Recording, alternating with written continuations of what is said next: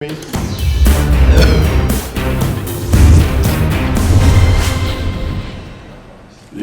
cabinet ministers, the heads of missions, the permanent secretaries, Your Excellencies, ladies and gentlemen. Bulawinak and very good morning to you all. This year's annual examination of Fiji's diplomatic strategies may be the most important since we gained independence.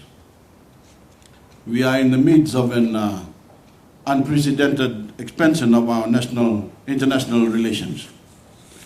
It is absolutely essential to ensure that we are meeting our international commitments, delivering tangible results to the Fijian people, and best representing Fiji's interest amongst the community of nations.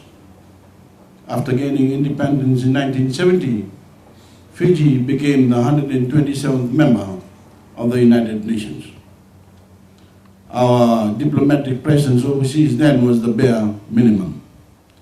Just 5 years ago, Fiji still only had 11 missions abroad. Today, there are 17.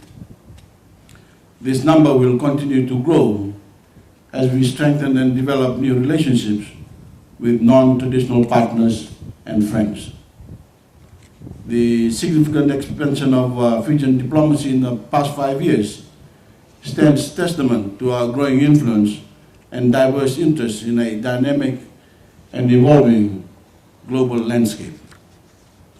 Fiji is becoming a cohesive, unified force that is truly independent. We are taking charge of our own destiny and carving out our own niche in the world. We don't see ourselves as beholden to anyone. We will act in our own interest, not in the interest of those who attempt to impose their will on us. The days of us being dictators to by outsiders are over. In 2013, I can proudly say that Fiji has demonstrated its leadership credentials in our region and to the world. We have shown that the strength of our leadership is in our ability to form solidarity and unity amongst fellow nations. As a result, our international standing has never been higher. Fiji has assumed the chairmanship of the largest negotiating bloc at the United Nations, the G77 plus China, and Fiji has actively advanced the causes of the developing world. Fiji has been elected the chair of the International Sugar Council, the peak body of the International Sugar Organization, which consists of 86 countries representing 97% of the world's sugar production. And Fiji has emerged one of the world's most dynamic countries in delivering ICT services and infrastructure to our people, presenting our reforms in a number of international conferences, including a high-level forum which I attended in Hong Kong last week. Within the region, we are restructuring the landscape of the Pacific together with our neighbors to better suit the needs, demands, and aspirations of our people. We recently handed over the chairmanship of the Melanesian Spear Group, having, during our leadership, achieved significant strides towards achieving a bold vision, a common economic union and single market. This includes convening the first ever meeting of MSG trade ministers in May this year. Fiji has also assumed a leadership role within the Pacific ACP after our full reinstatement last year, and we are working with our fellow Pacific nations to negotiate a favorable and appropriate economic partnership agreement with the European Union. Last December, Fiji chaired the EU-ACP trade negotiations in Geneva, and in May we hosted a meeting of PACP trade ministers. Your Excellency, but perhaps the most exciting honor for Fiji will come at the beginning of August, when we host the very first meeting of the Pacific Islands Development Forum, the PIDF. 23 Pacific countries will participate, as well as 10 foreign countries with observer status. The forum marks a significant new beginning in the Pacific. It is the first of its kind. It will bring together not only leaders of government, but also representatives from civil society and the business sector.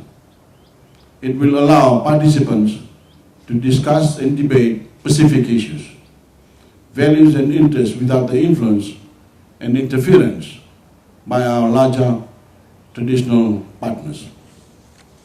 Your Excellencies, ladies and gentlemen, these exciting developments in Fiji's international position are matched by developments underway at home: economic, social, environmental, and political.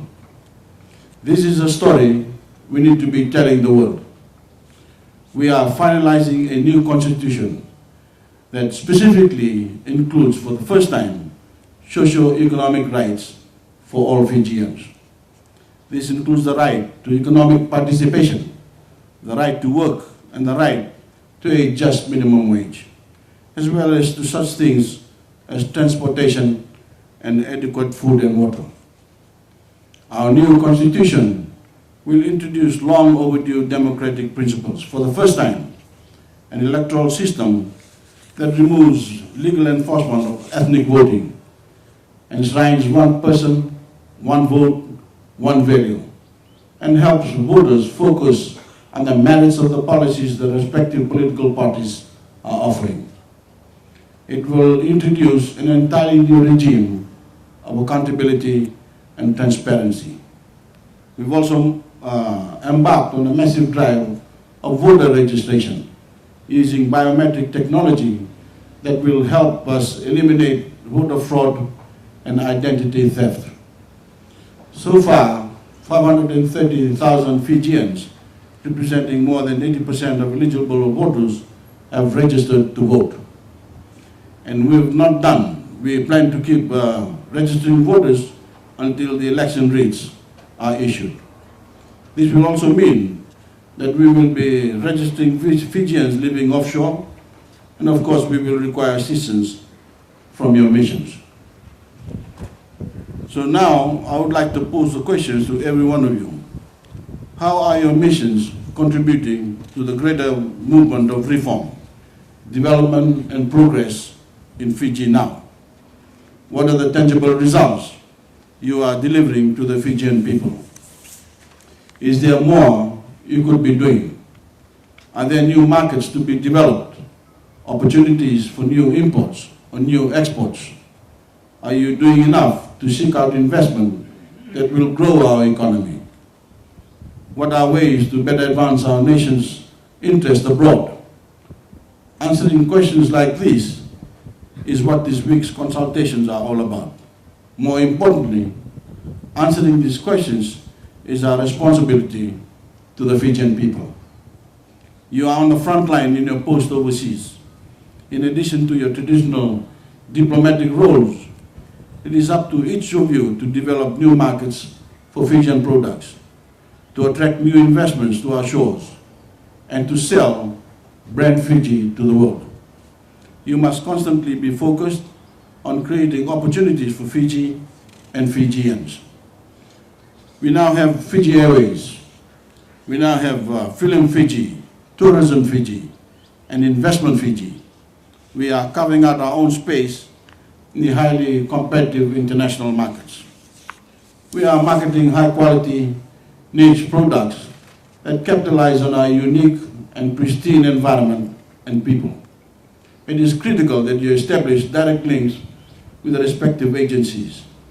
Following the coordination of all the key agencies and personalities from those agencies, the Ministry of Industry and Trade sent out late last year to you all a list of all the approval agencies and contacts who you can liaise with directly. Last night, you had the opportunity to meet up with some of the Fijian businesses' interests. You must be able to directly and efficiently coordinate with Fijian business and the relevant approval agencies. Let us cut down on the red tape and unclog the pipeline and remove the bureaucracy.